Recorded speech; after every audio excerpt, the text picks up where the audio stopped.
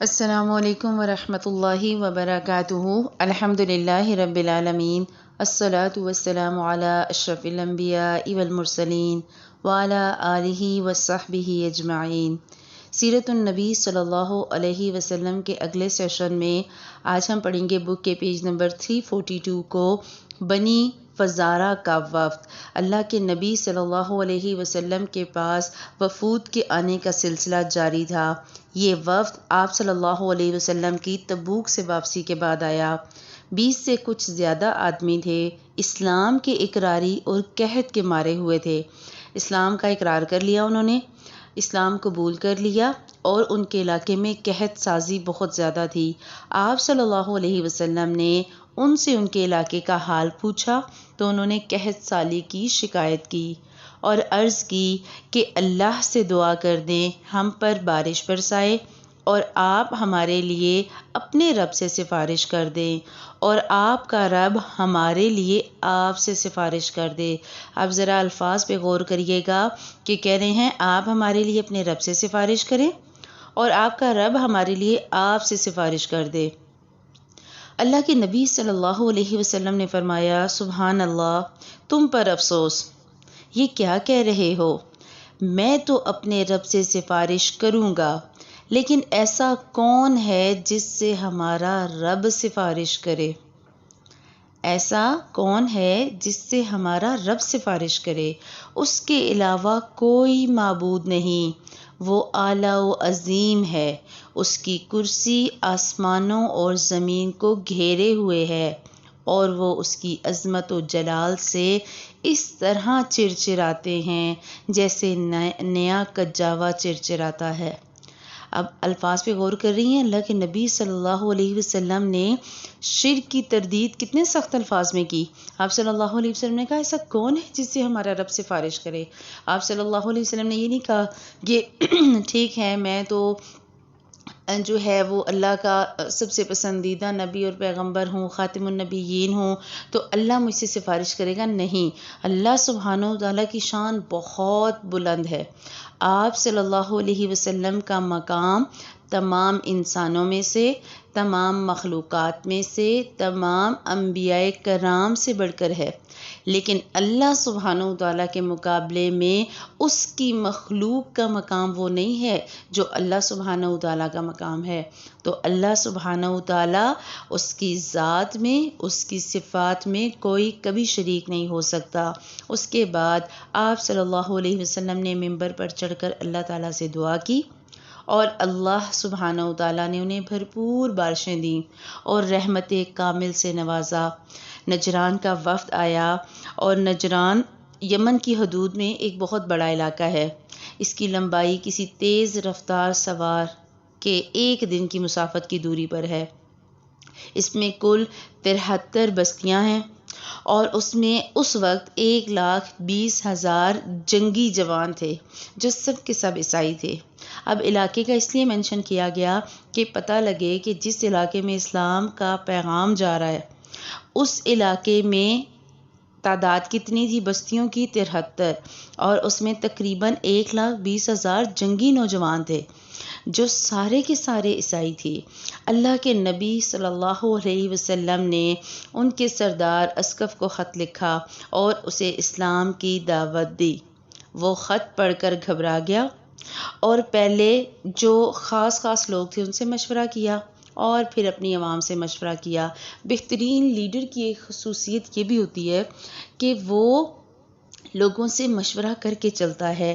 اس نے ایسا ہی کیا، اس نے پہلے مشورہ کیا اپنے خاص لوگوں سے، پھر عوام سے مشورہ کیا، اور رائے یہ قرار پائی کہ ایک وفد بھیجیں گے تاکہ وہ اس مسئلے کو حل کرے۔ لہٰذا انہوں نے 60 ارکان پر مشتمل ایک وفد بھیجا۔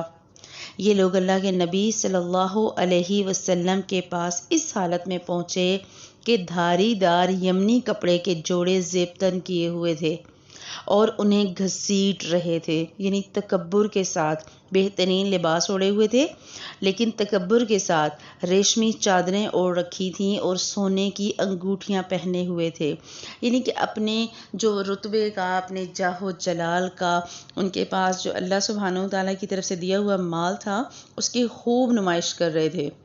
آپ صلی اللہ علیہ وسلم نے بات نہ کی۔ انہیں بعض صحابہ کرام نے مشورہ دیا کہ کپڑے بدل لیں اور انگوٹھیاں اتار دیں۔ انہوں نے ایسا ہی کیا۔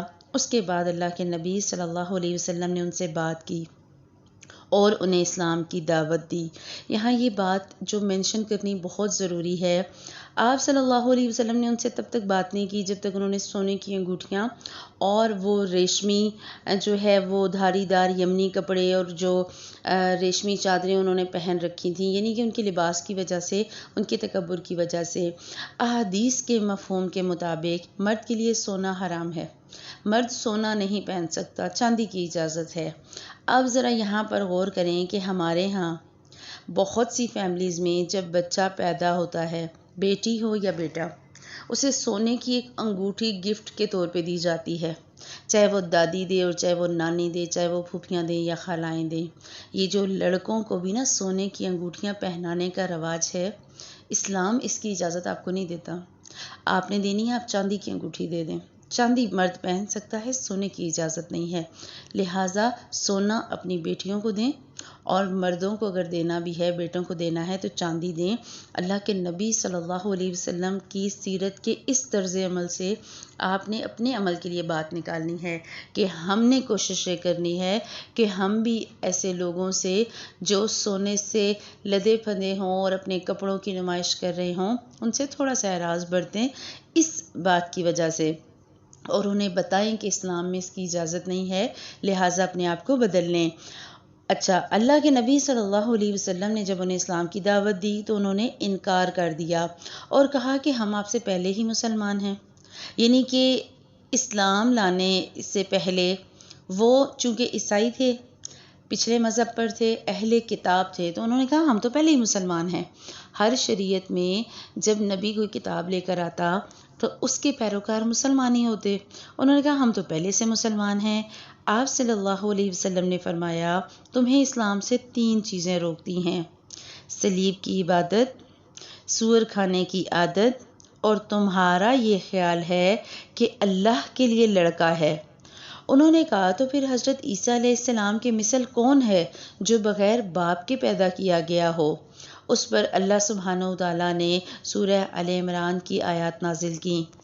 بسم اللہ الرحمن الرحیم ان مثل عیسیٰ عند اللہ کمثل آدم خلقه من تراب ثم قال له كن فيكون الحق من ربك فلا تكن من الممترين فمن حاجك فيه من بعد ما جاءك من العلم فقل تعالوا ندع أبناءنا وأبناءكم ونساءنا ونساءكم وأنفسنا وأنفسكم ثم نبتهل فنجعل لعنة الله على الكاذبين۔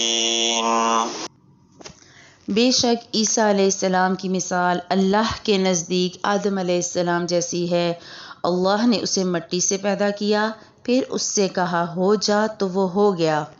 حق آپ کے رب کی طرف سے ہے، بس آپ شک کرنے والوں میں سے نہ ہوں۔ پھر تمہارے پاس علم آ جانے کے بعد جو کوئی تم سے اس کے بارے میں حجت کرے، یعنی عیسیٰ علیہ السلام کے بارے میں جھگڑا کرے یا حجت کرے، تو ان سے کہہ دو کہ آؤ ہم بلائیں اپنے اپنے بیٹوں کو اور اپنی اپنی عورتوں کو اور خود اپنے اپنے نفسوں کو، اور پھر مباہلہ کریں، یعنی اللہ سبحانہ وتعالیٰ سے گڑ گڑا کر دعا کریں، پس جھوٹوں پر اللہ سبحانہ وتعالیٰ کی لعنت ٹھہرائیں۔ اللہ کے نبی صلی اللہ علیہ وسلم نے یہ آیات ان پر تلاوت کی اور انہیں مباہلے کی دعوت دی۔ اس آیت کو نا، آیت نمبر 61 کو آیت مباہلہ بھی کہا جاتا ہے کہ اللہ کے نبی صلی اللہ علیہ وسلم نے انہیں کہا کہ آ جاؤ۔ انہوں نے مہلت مانگی، آپس میں مشورہ کیا اور کہا کہ اگر یہ واقعی نبی ہے اور ہم نے اس سے ملائنت کی تو ہمارا کوئی بال اور کوئی ناخن بھی تباہی سے نہ بچ سکے گا۔ یعنی انہیں یہ بات سمجھ آ گئی کہ اگر ایسا ہوا تو برا ہو جائے گا، یہ نہ ہو کہ یہ واقعی نبی ہوں اور ہمیں نقصان ہو جائے۔ لہٰذا جب اللہ کے نبی صلی اللہ علیہ وسلم خود اور حضرت فاطمہ، حضرت علی، حضرت امام حسن اور حضرت امام حسین کو لے کر گئے، یعنی کہ آپ صلی اللہ علیہ وسلم اپنے اہل بیت کے ساتھ چلے گئے مباہلہ کے لیے، لیکن وہ لوگ نہیں آئے اور وہ جزیہ دینے پر راضی ہو گئے۔ 1000 جوڑا سفر میں اور 1000 جوڑا رجب میں، اور ہر جوڑے کے ساتھ 1 اوقیہ چاندی، یعنی انہوں نے کہا کہ ہم 40 درہم دیں گے، اور آپ نے ان کے لیے ذمہ، امان اور دین کی آزادی منظور فرمائی، اور پھر انہوں نے کہا ہمارے ساتھ امانت دار آدمی بھیج دیں۔ آپ صلی اللہ علیہ وسلم نے حضرت ابو عبیدہ عامر بن جراح رضی اللہ عنہ کو روانہ فرمایا، اور یہیں سے حضرت ابو عبیدہ عامر کا لقب امین الامت پڑ گیا۔ امین الامت یعنی کہ امت کا امانت دار۔ اب یہ چیزیں اپنے پاس نوٹ رکھیے گا کہ حضرت ابو عبیدہ کے لیے اللہ کے نبی صلی اللہ علیہ وسلم نے امین الامت کا لقب دیا، اور اسی لقب سے وہ مشہور ہوئے۔ نجران واپسی کے دوران وفد کے 2 آدمی مسلمان ہو گئے، پھر ان میں اسلام پھیلتا گیا یہاں تک کہ وہ سب کے سب مسلمان ہو گئے۔ اللہ کے نبی صلی اللہ علیہ وسلم کے پاس جب وہ عیسیٰ علیہ السلام کے لیے حجت لے کر آئے، اللہ سبحانہ وتعالیٰ نے قرآن میں آدم علیہ السلام کی مثال دے دی کہ بغیر باپ کے تو آدم کو بھی پیدا کیا گیا۔ آپ صلی اللہ علیہ وسلم کو کہہ دیا گیا کہ آپ ان کے ساتھ بحث میں نہ پڑیں، انہیں کہیں کہ آؤ تم سچے ہو تو ہم اپنے اللہ سے دعا کرتے ہیں، جو سچا ہوگا اللہ اس پہ رحمت کرے گا، اور جو جھوٹا ہوگا تو اللہ تعالیٰ اس پر لعنت فرمائیں گے۔ اب انہیں یہ بات سمجھ آ گئی کہ اگر یہ سچا نبی ہوا تو ہمارا تو کچھ نہیں بچے گا، لہٰذا انہوں نے مباہلے سے انکار کر دیا اور وہ جزیہ دینے پر راضی ہو گئے۔ اور جب انہوں نے کہا کہ ہم جزیہ دیں گے تو اللہ کے نبی صلی اللہ علیہ وسلم نے انہیں دین کی آزادی دی۔ ایک انسان کو آپ دین کی دعوت دے سکتے ہیں، آپ زبردستی دین قبول نہیں کروا سکتے۔ آفر دیں، انہیں سمجھائیں، ہدایت کی ان کے لیے دعا کریں۔ اگر کوئی ہدایت پا جاتا ہے اچھی بات ہے، اگر کوئی بحث مباحثے میں ہی پڑا رہے اور آپ کے ساتھ آپ کو علم صحیح نہ ہو، صحیح علم کے ساتھ بحث کریں، علمی بحث کریں، علم سے بات کریں، دلیل سے بات کریں، اگلے بندے کو راضی کرنے کی کوشش کریں۔ ہاں، جب کوئی بندہ دائرہ اسلام میں داخل ہو جائے گا پھر اس پہ فرض ہے ادخلوا فی السلم کافہ کی آیت پر عمل کرنا، کہ تم پورے کے پورے اسلام میں داخل ہو جاؤ۔ جب کلمہ پڑھ لو گے، اسلام کی حدود میں داخل ہو جاؤ گے، پھر سارے رولز اور ریگولیشنز تم پر اپلائی ہوں گے۔ پھر اسلام کا وہ اسلوب جو اسلام نے دیا، جو احکامات دیے، جن چیزوں سے منع کیا، ان سب پر عمل کرنا پھر اس مومن کا فرض ہوگا۔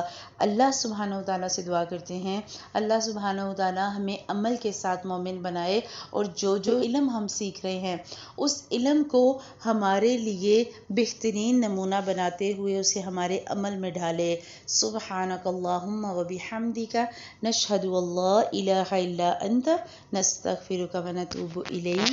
السلام علیکم ورحمۃ اللہ وبرکاتہ۔